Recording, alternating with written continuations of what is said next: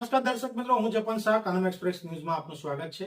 જોઈએ આજના મુખ્ય અને મહત્વના સમાચાર। હનુમાનજી વસ્તીના વિરાટ સંમેલનમાં ઉઠ્યો સનાતન જાગૃતિનો પ્રચંડ શંખનાદ। સંઘ દ્વારા ઝાલોદ નગરને 5 વિસ્તારમાં વિભાજિત કરી હિન્દુ હિતના કાર્યોને ગતિ આપવામાં આવી રહી છે।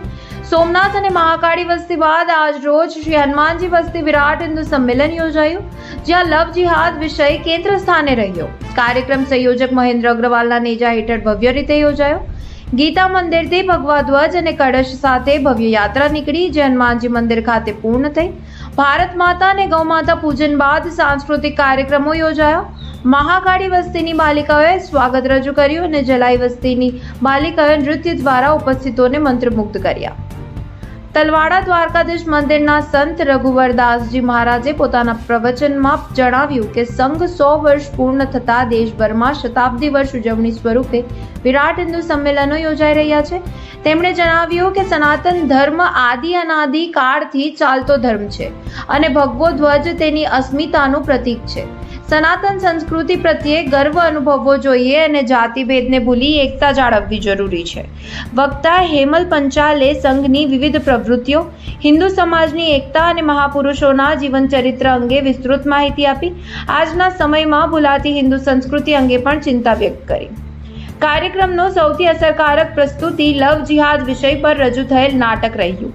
નાટકમાં દર્શાવવામાં આવ્યું કે કેવી રીતે એક વિધર્મી યુવક ખોટી ઓળખ ધારણ કરી હિન્દુ યુવતીનો વિશ્વાસ જીતે છે। મિત્રતા, પછી પ્રેમ અને ત્યારબાદ પરિવારથી દૂર કરવાના પ્રયાસો, આ બધું એક ગોઠવાયેલા ચાલ તરીકે રજૂ કરવામાં આવ્યું। યુવતીને ભાવનાત્મક રીતે ફોસલાવી, લગ્નની લાલચ આપી પરિવાર સામે ઉશ્કેરવામાં આવે છે। અંતે સાચી ઓળખ બહાર આવે છે અને યુવતી છેતરપિંડી અને અત્યાચારનો ભોગ બને છે। નાટકનો અંત અત્યંત દુઃખ બનાવવા સાથે દર્શાવવામાં આવ્યો, જેમાં યુવતીના ટુકડા કરી સુટકેસમાં મૂકવામાં આવ્યા હતા, જે દર્શકોને ઝંઝોળી ગયો। નાટકમાં સ્પષ્ટ સંદેશ આપવામાં આવ્યો કે પ્રેમના નામે ઓળખ છુપાવવી અને છેતરપિંડી કરવી ગંભીર અપરાધ છે। યુવતીઓએ અંધવિશ્વાસ કરતા પહેલા સંપૂર્ણ હકીકત તપાસવી જોઈએ। પરિવાર અને સમાજથી દૂર લઈ જવાનો પ્રયાસ થાય તો સાવધાન રહેવું જરૂરી છે। કોઈ પણ છેતરપિંડી સામે કાયદાકીય પગલાં લેવાની જરૂર છે। હિન્દુ યુવતી માટે કડક શીખ: પ્રેમ પહેલા ઓળખ, વિશ્વાસ પહેલા તપાસ। માતા પિતાનો અનુભવ અને સલાહ અમૂલ્ય છે। ભાવનાત્મક બ્લેકમેલથી સાવધાન રહેવું। સ્વાભિમાન અને સુરક્ષા સાથે કોઈ સમજૂતી નહીં। જાગૃતિ જ સુરક્ષા। અજાણ્યા સંબંધો સામે સાવચેતી રાખવી।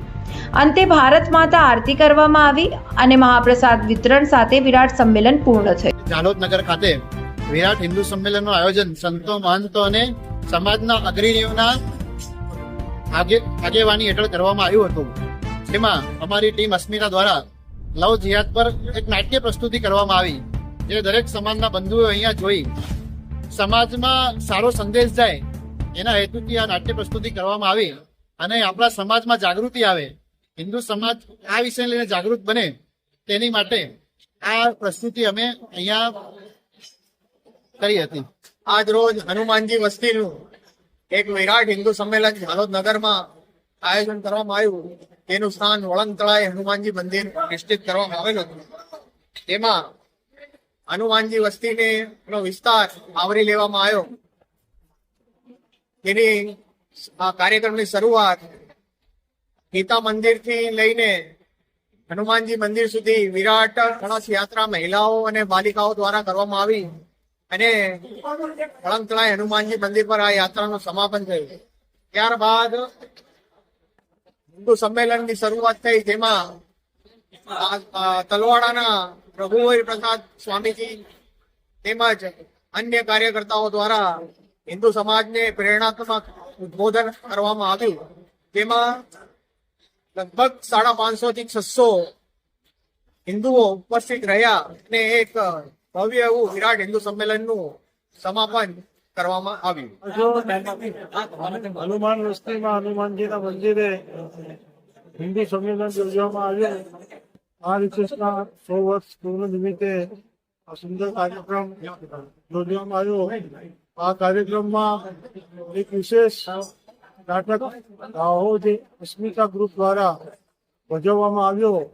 એમાં મુખ્ય કેન્દ્ર જે આપણી હિન્દુ યુવતીઓ છે તેમને બે ઘરણીઓ પોતાના હિન્દુ નામથી એમને ફસાવીને એમનું ધર્માંતરણ કરીને અને એમને જબરદસ્તી ધર્મ પરિવર્તન કરીને મજબૂર મારવાના તો મજબૂર કરી દેતી હોય છે. એ ખાસ મારી મા બાપની નમ્ર વિનંતી છે કે તેમની યુવતીઓને એમની છોકરીઓને એમના મોબાઈલ રોજ ચેક કરે. આ ઘટનાઓ જે આપણે રોજ સાંભળી રહ્યા છીએ એ ન થાય એ મારી નમ્ર વિનંતી છે.